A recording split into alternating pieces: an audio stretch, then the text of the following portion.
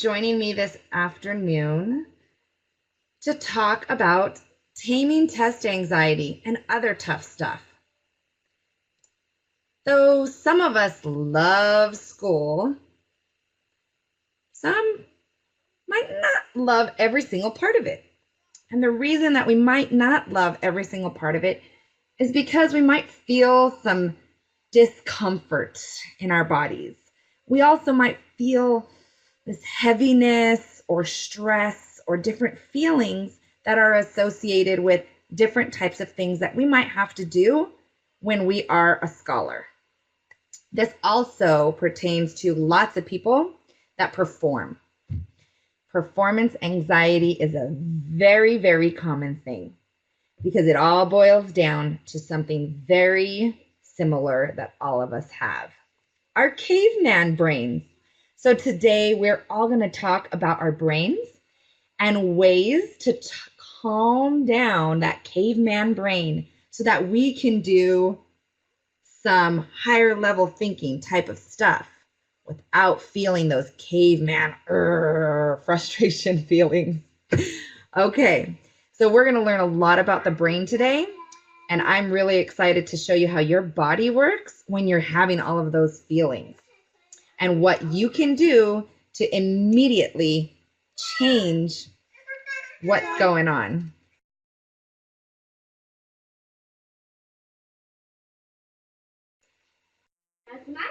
Okay, so let's go ahead and talk about the root of all of this. And really, when I say root, it's just like the root of the brain. So lots of us have heard of the left brain, right brain. Go get another one. You can reach it. He was starting to have feelings, and I actually just connected his left brain because he can actually do something about it. I get examples of all of these strategies all day long. So let's go ahead and talk about the left brain and right brain really quickly. So I want you to take a look at this picture. Lots of us hear about our left brain and right brain. And what we often hear is that left brain, right brain is all about, I'm trying to find where I put it, all about, well, let's talk about it. The right brain, which actually controls the left side of our body, is where 3D shapes are, music and art, creativity, intuition, imagination, subjectivity. So things that are all about how you perceive the world, how you look at things, right? Emotion is very right brain. And face recognition is also something that happens on the right side of the brain. Well, the left side of the brain has a few different functions. That's where all our number skills are at, our math and scientific skills, our written language, spoken language, objectivity, which means kind of looking at things differently than just what we're thinking, but actually looking at both sides of a situation. Also very analytical and logical, like plans and organization, all happens on the left side of the brain. So a lot of us hear about that all the time. We don't always hear about the upstairs brain and the downstairs brain. So I'm going to teach you a little bit about that. So remember, emotions are very much so on the right side of the brain, and the left side is where things are more analytical and make sense, right? The rational side. Like, for example, right now, my son just started getting big emotions on the right side because his little brother took his apple. I knew that was going to happen, by the way, because only one of them had an apple. Then the other one always wants it. So he started getting his emotions real big, and I told him, wait, logical answer, you can reach the apples. Go get one for yourself. He smiled, and I connected the right brain and the left brain for him, and he was able to move past that big emotion quickly. Easy peasy. So what we're going to do right now is talk about the upstairs and downstairs brain. So down on the bottom, let's see, where do I have that picture? Yep, there it is. Okay. There's a file that you can download. There's two great files. whole brain child strategies and the whole brain child, the refrigerator um, sheets, because it explains a little bit and goes into depth. One's very visual, the other one is written out in words. So I read a book by Daniel Siegel this summer called The Whole Brain Child, and it changed everything for me as a parent, as a student myself. And so we're going to talk about that right now. So I want you to put your hand up like this. I want you to put your thumb inside and do this, okay? This is your brain. That is your top brain.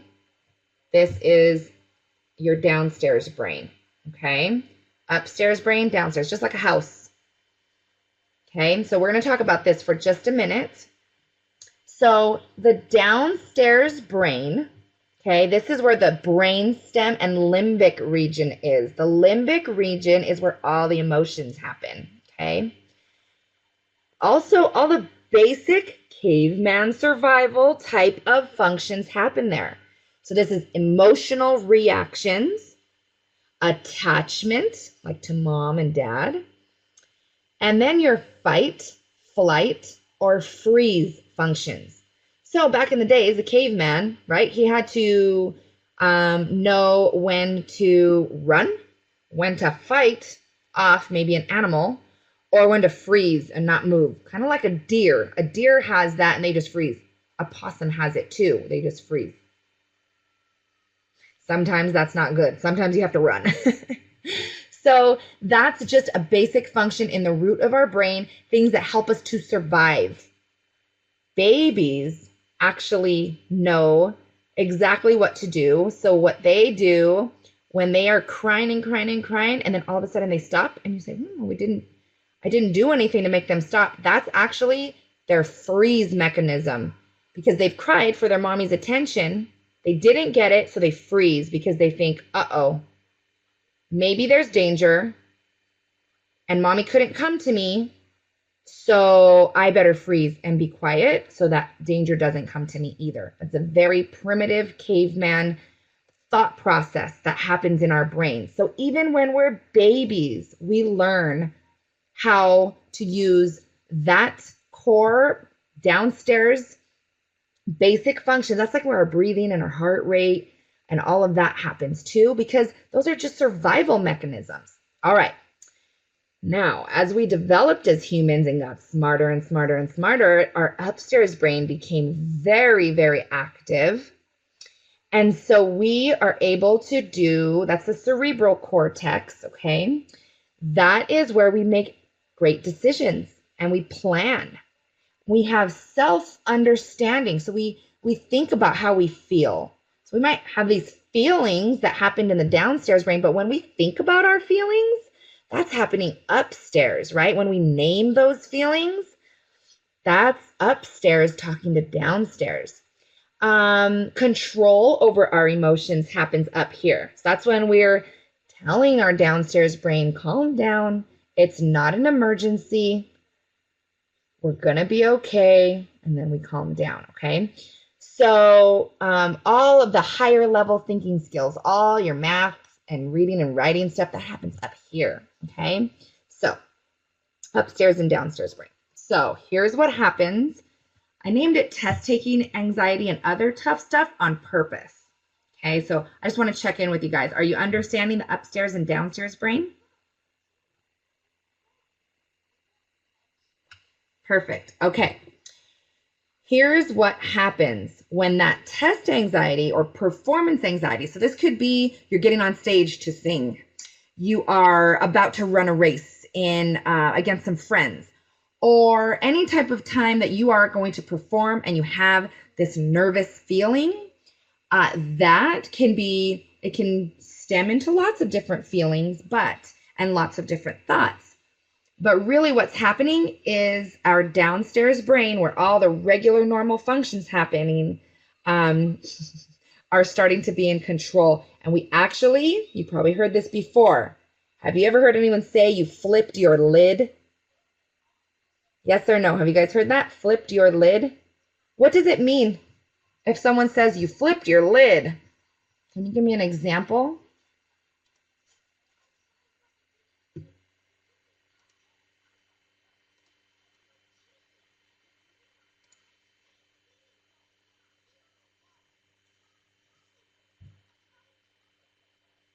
You went off the wrong way. Or maybe you went a little crazy, some people will say, right?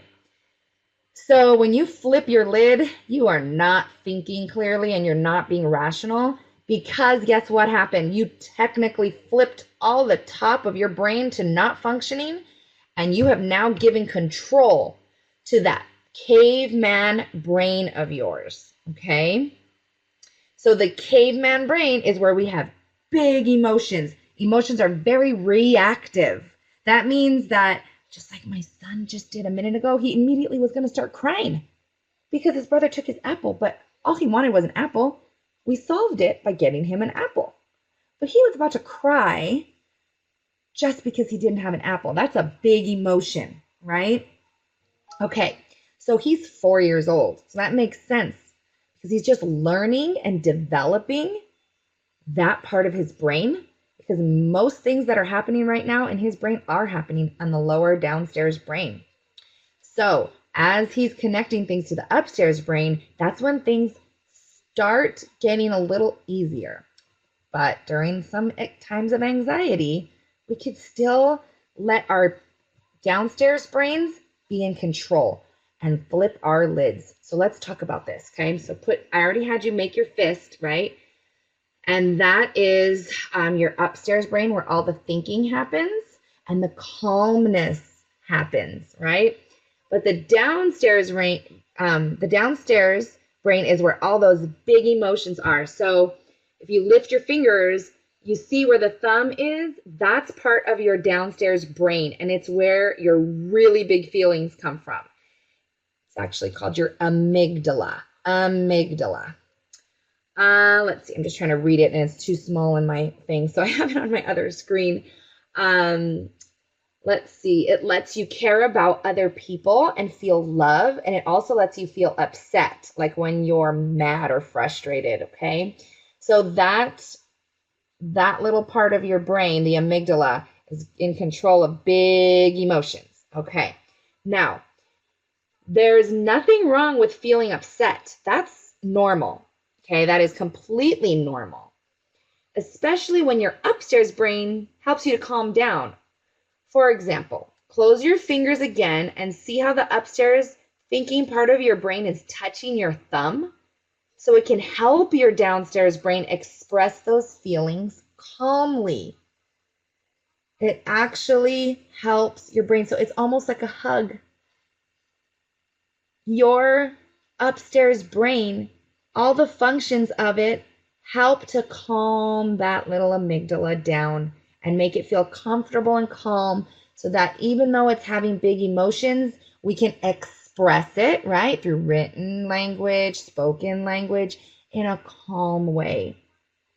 All right, so let me see if there's anything else I missed really quickly. So I've already gone through all of these three and this one. Now I'm on this one. So sometimes when we get really upset, we can flip our lid. That's when you raise your fingers like this and you see how your upstairs brain is no longer touching your downstairs brain. That means it can't help it stay calm. All right. Do you guys understand now? Left and right and upstairs and downstairs?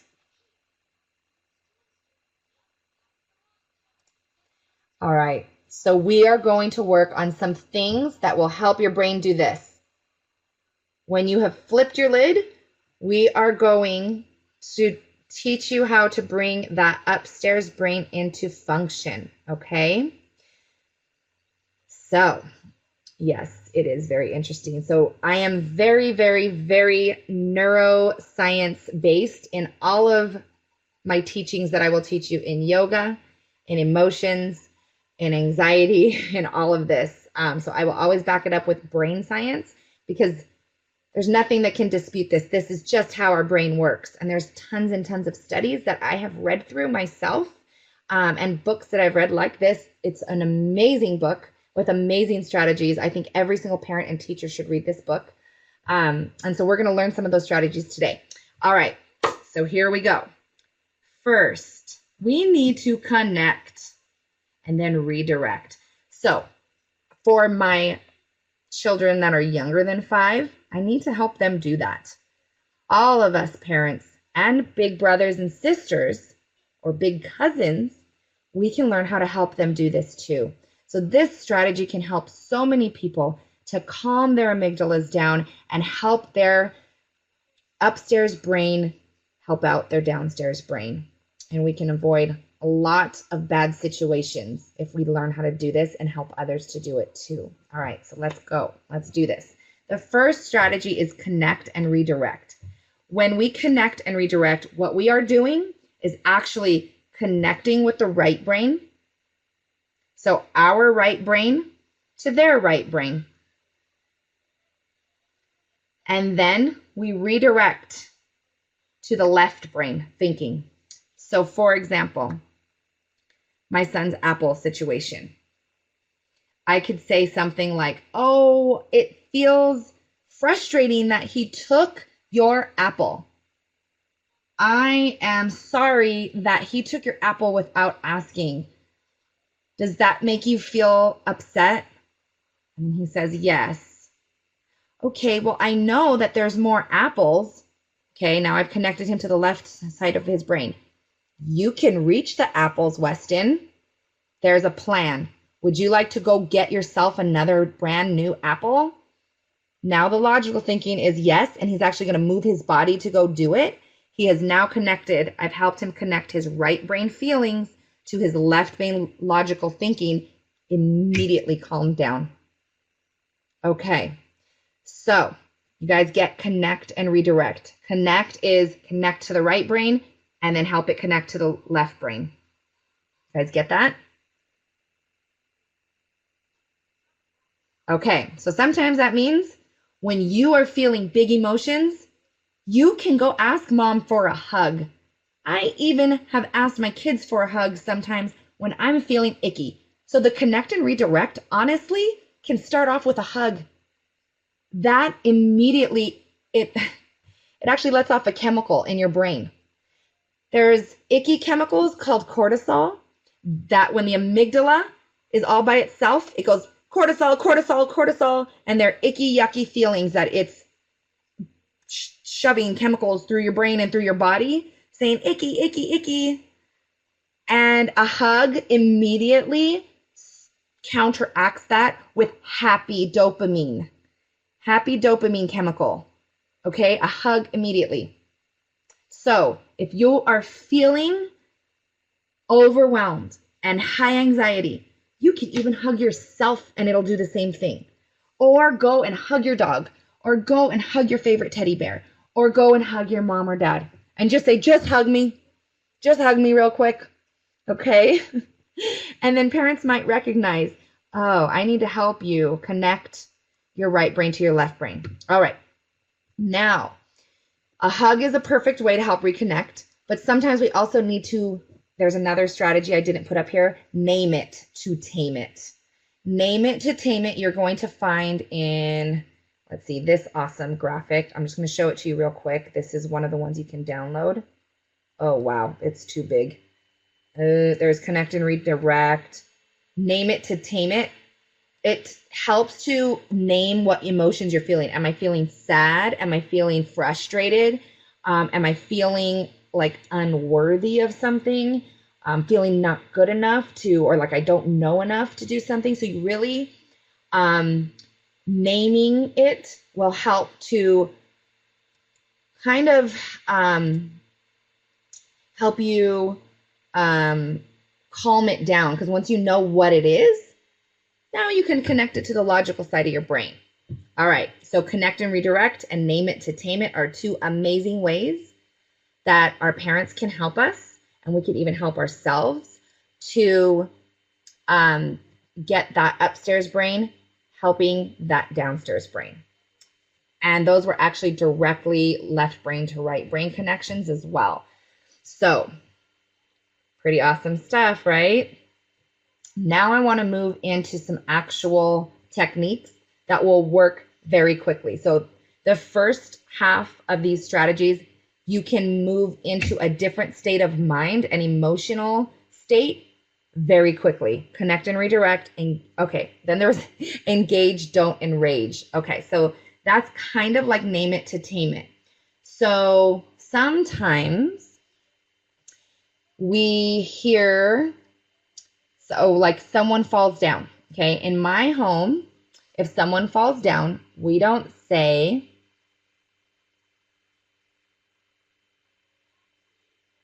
there are tons of books off the top of my head. I do not have something, but I will definitely, this is my entire passion of my life. So I will be doing this all year long for you guys. And so I'll share out lots of these tips. So engage, don't rage. So if someone falls down, I don't say, oh, you're going to be fine, get up. And I know a lot of people say that, and it's okay. Not everybody knows neuroscience and what that actually is doing in the brain. If I fall down and say something hurts me and someone tells me it doesn't hurt me, that tends to enrage or make my flipped lid get even further away from calming down, okay? So if you're denying the feelings that are happening or making someone brush them aside, it's not going to happen. If we try to do it ourselves, it doesn't stay there for long. We need to learn how to help our top upstairs brain help our downstairs brain. We cannot just say, be quiet, amygdala. Because guess what? Yesterday, I don't know if you could see, I broke my toe. I tried to tell myself all day long, I have too much stuff to do. I don't have time to have a hurt toe. And it just kept on getting blacker and bluer. But I was trying to trick my amygdala. I was trying to do that, and it wasn't smart because I just ended up having to go to the doctor's anyways at night. And sure enough, it's broken. So, so you see, there's nothing I could do to make it go away. It's still there. Okay, so it's much better to address it, acknowledge, verbalize something about how it hurts, get that pain addressed, whether it's emotional pain or physical.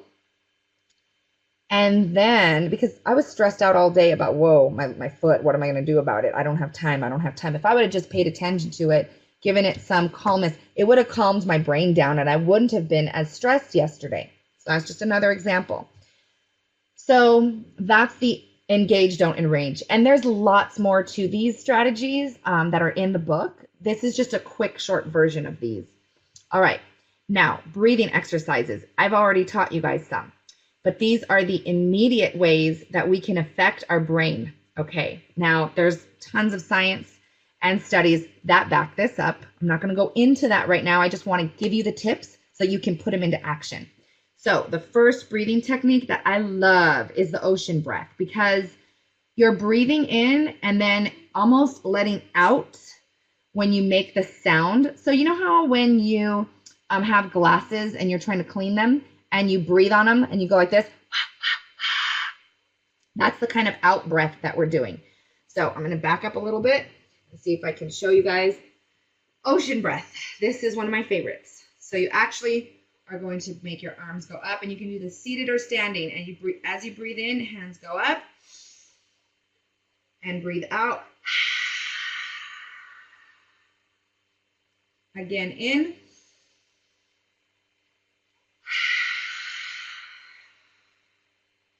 In. Out. And you're making the sound of the ocean. You do this as long as you need to. In a quiet place is nice. And just doing that, and you try to stretch out that inhale and that exhale. So the breathing in, you can try to do longer, and the breathing out, you can try to do longer. So now I'm going to teach you one more breathing exercise that I really like too. It's kind of the same. So what you want to do is put your hands on your ears, and you're going to breathe in and breathe out the same way, okay? This is called sound breath. So you're going to breathe in like ocean breath. Well, but your hands will already be in your ears. And you're going to breathe out like ocean breath. All right, go ahead and do it.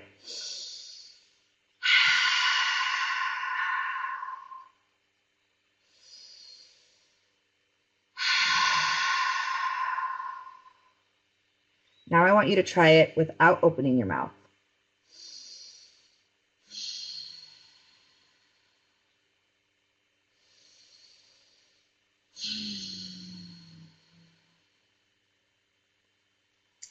Okay, I already feel calm. So you do that a good 5 to 10 times. Sometimes just 3 will do it. So taking a time out and stopping to do a breathing exercise, okay, I'm even talking calmer, is a way that I love to take a purposeful break. You will hear me talk about that a lot this year. Thank you, Joelle, for joining us. So sometimes you can actually feel, so we're going to do a full body check-in right now. So a full body check-in is sometimes we need to just stop. So if we're unable to concentrate, if we're starting to feel a panic, you might feel it in different ways all over your body. And it might just be that you have flipped your lid and your amygdala is sending off cortisol and making other parts of your body feel icky. All right, so let's talk about what that might feel like. Okay, so I'm going to talk about it really quickly. So it could be in your head. You can have discomfort in your head. Okay, you could feel it in your jaw. You can be biting and clenching your jaw. Your face can be actually muscle tensed. So I want you to feel that right now. I want you to tense the muscles in your face and then let it go to relaxed. Tense the muscles in your face and relax. That exercise alone can help, again, to do exactly what the breathing just did. All right, then we continue down. Are you feeling it in your neck? Okay, so loosening your neck. Purposefully thinking about checking in with your body. Is your breathing starting to get heavy or fast? I'm starting to panic. I don't know this problem. You might have felt like that before. When you check in with your breathing, you go, whoa, my breathing needs to be calmed. Do those breaths, ocean breath.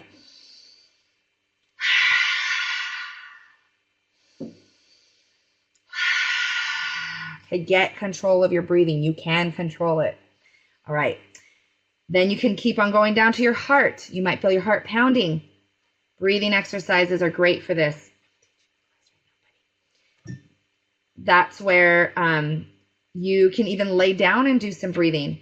Balloon breath is great for this. So you actually touch your heart and your belly and you feel where your breath is. Breath in and out. Feel it. Is it in your chest? Is it in your belly? You can feel your heart calm when you do this. This is where you actually want to slow it down. Breathe in for a long period of time. Breathe out for a long period of time. So that's called balloon. Well, that's not balloon breath. It's a different one. But you can switch your breathing from big chest breaths to your belly, and that's a balloon breath. Try to fill your belly when you go in and out. Out means your belly deflates like a balloon. When you breathe in, it should inflate like a balloon.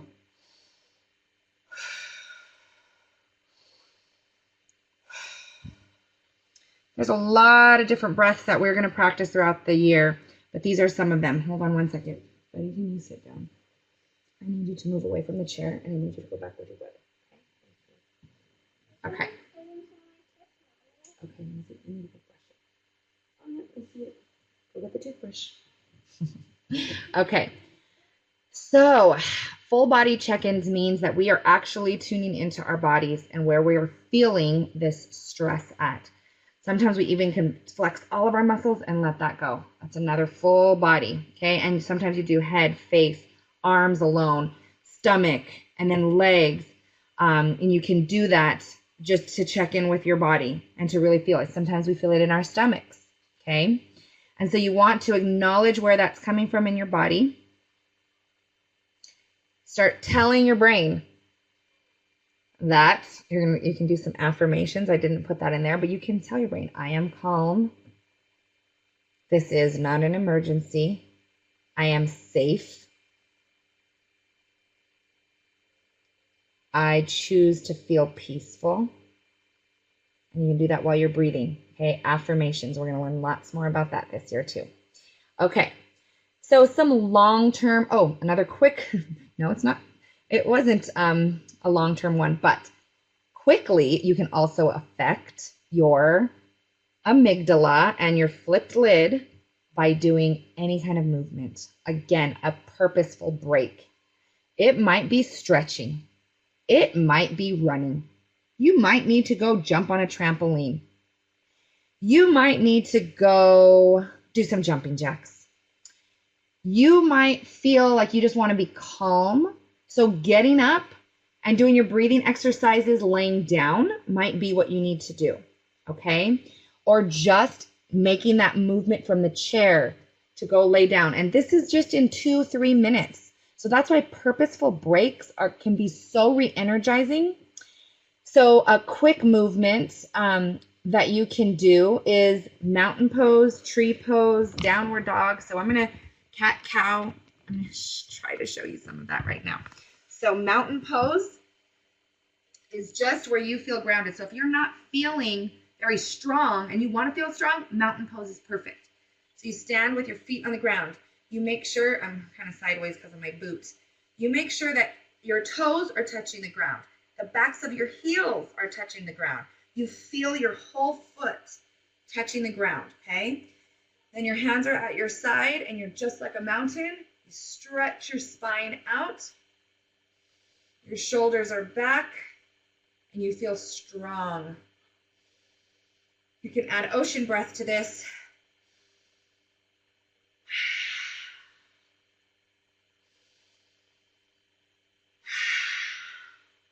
Should be trying this at home. Okay, then there are some other positions, and I'm not going to show them to you right now because it's a little bit hard for me to do with my foot and my little toe broken. But you can look it up. You can look at cat-cow. That's where you stretch. So you're stretching back, but you're at table pose, so you're on all fours, and you can actually do it in your chair too. So you stretch back your neck and your shoulders, and you're arching your back like this as you breathe in, and then when you breathe out, you bring it like this, and your chin goes to your chest. Breathe in and out. In, out. All right, so there's some fun stuff for you to try. And those all can be done at any time.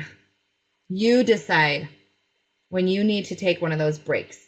All right, now for some long-term types of ways to calm ourselves in general and to activate our left brain more so that it actually has more control over our amygdala and our downstairs brain is through a consistent yoga practice, which means daily or at least a few times a week, which hopefully we'll get to do this year together.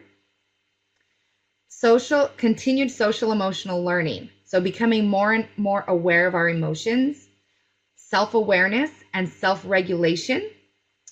That is my entire platform and mission and purpose in life, I believe, is to help people become aware of this. So I will be teaching lots of social emotional learning throughout the school year. As well, then you can literally just search social emotional learning picture books, and you will find some amazing picture books to read, and I will be sharing some with you as well. And then we can also, over the long term, develop the upstairs brain. That means giving as many STEM activities as possible. So the more and more that we are activating our left brain and allowing our students to, so I'm kind of talking to parents, to solve problems on their own, to think of ways and plan and organize themselves to take true responsibility for that. The more that we do that, the more we're developing their upstairs brains. So I will have lots more tips and tricks on this throughout the year. And that concludes pretty much, oh wait, let me just see if I have more slides. Yes, that concludes our session for today, but I will continue here for a couple of moments because I know it's lunchtime for everybody with questions and discussion. But I